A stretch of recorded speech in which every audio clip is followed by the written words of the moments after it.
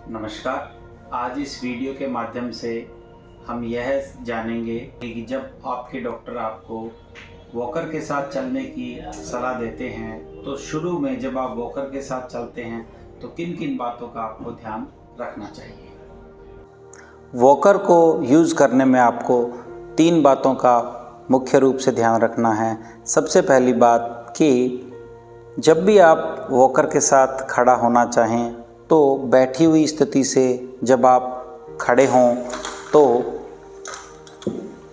खड़े होने के बाद आप जल्दबाजी में आगे ना चलें।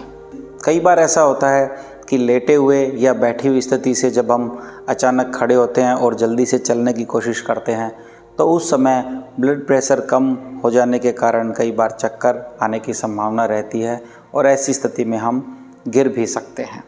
ऐसी गिरने की संभावना ना बने और आपको चोट ना लगे, उसके लिए ज़रूरी है कि आप जब भी बिस्तर के पास खड़े हों तो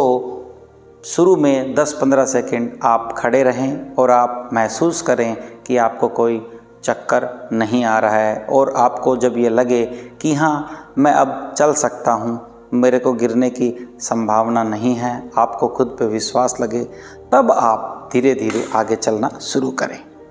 दूसरी ध्यान रखने वाली बात यह है कि शुरू में हो सकता है आप वॉकर के साथ अपने पैर पर खड़े होकर आगे चलने के लिए योग्य ना हो या आपको अपने ऊपर इतना विश्वास ना हो, तो ऐसी स्थिति में आप जल्दबाजी ना करें खड़े होने की और चलने की। लेकिन डॉक्टर की परमिशन मिलने के बाद आप फिजियोथेरेपिस्ट की मदद लें और फिजियोथेरेपिस्ट के साथ आप खड़े होकर के पहले चलने की प्रैक्टिस करें वॉकर के साथ, या घर के अन्य सदस्यों के साथ आप शुरू में कुछ दिन चलने की प्रैक्टिस करें वॉकर के साथ। अगर आप किसी भी कारण से असहज होकर के संतुलन खो बैठें तो आपको दूसरा सदस्य या फिजियोथेरेपिस्ट चोट लगने से बचा सकता है, आपको पकड़ सकता है ताकि आप नीचे ना गिरें और आपको वापस संतुलन बनाने में मदद कर सकता है वॉकर के साथ। इसलिए यह दूसरी बात आपको मुख्य रूप से ध्यान रखनी है कि शुरू में ज़रूरत पड़े तो फिजियोथेरेपिस्ट या घर के अन्य सदस्यों की मदद से आप चलना शुरू करें। तीसरी मुख्य बात यह है, जब आप वॉकर के साथ चलना शुरू करें तो आप अपने कमरे से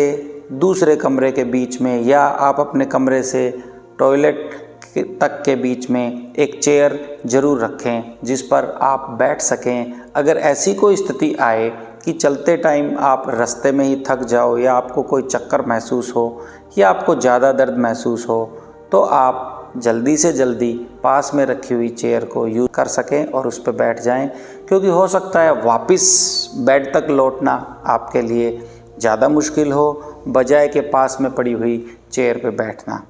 तो ये 3 बातें आप विशेष रूप से ध्यान रखें जब आप शुरू में वॉकर के साथ चलना सीखें तब। मैं उम्मीद करता हूँ इस वीडियो के माध्यम से मिली जानकारी के द्वारा आपको वॉकर के साथ चलने में